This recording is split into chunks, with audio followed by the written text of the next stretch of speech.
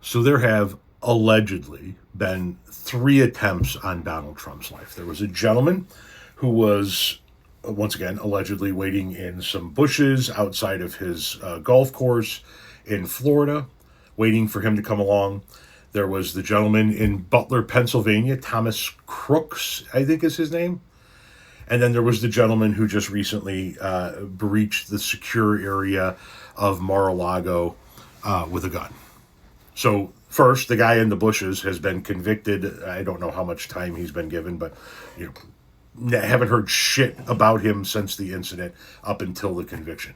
The guy in Butler, Pennsylvania, where there was actually somebody who died and shots that flew through the air, you haven't heard anything about that guy, right? So I'm beginning to question the narrative there. But both of those 2 first guys were Trump supporters. They were both conservative MAGA Trump supporters. And the younger guy, Crooks, I believe, was from a conservative MAGA Trump supporting family. And the guy that breached the security perimeter at Mar-a-Lago a few days back with a gun and was shot dead by the Secret Service was another Trump supporter. I saw this story yesterday and I immediately called it. The guy who broke into Mar-a-Lago yesterday and had the shotgun and the gas can, he was one of them. Just another weird white guy, not a drag queen, not a trans person. I predicted that he's going to be a MAGA cult member. And then within hours, TMZ broke the story saying that he was a Trump supporter. He, like a lot of Americans, were obsessed with the Epstein files and wanted to know more about them, but they are being stifled. The reason why I figured it is because these people are always angry. He tells them to be angry. He tells them to fight. We fight like hell. And if you don't fight like hell, you're not going to have a country anymore. Oh, he shouldn't be surprised when these shitbirds come home to roost. You have a movement and all you're doing is firing your people up and making them angry all the time. They're going to lash out. And a lot of times, it's going to come back on you. He made them a lot of promises that he did not keep. So now they are getting upset and they want answers and they want recompense. They're so caught up in all these lies that they're willing to risk their lives. He had to know when he was getting the supplies for this, how this story was going to end. Yet he decided to do it anyway. Because people on the right, they don't peacefully protest. They don't organize. They don't get together and say, hey, this is how we feel about this subject.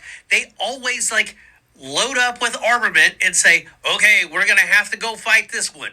That's not how we deal with shit in this country. I'm wondering if we are ever going to have any normalcy back in this country. And if so, how long is it going to be before we get these people to at least just disengage from politics? They should focus more on sports or professional wrestling or monster trucks or whatever these people used to be into, because clearly politics is not their forte. So first things first, for anybody that watches that video and says, why does he sound that way? He just had a surgery on his septum area. If you want more, go follow him. His name is Godless Gardener. So that's why he sounds that way. As far as what he said at the end, how long is it going to take before these people disengage with politics? It's going to take a generation to cycle out. It's not going to be until, my guess would be, the Gen Xers die off before we get this shit out of our politics. But here we go again. Another one of his people are going after him.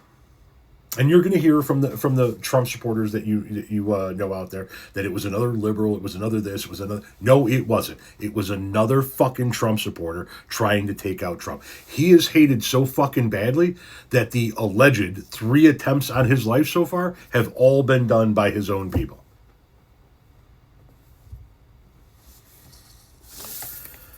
The call is coming from inside the house, man.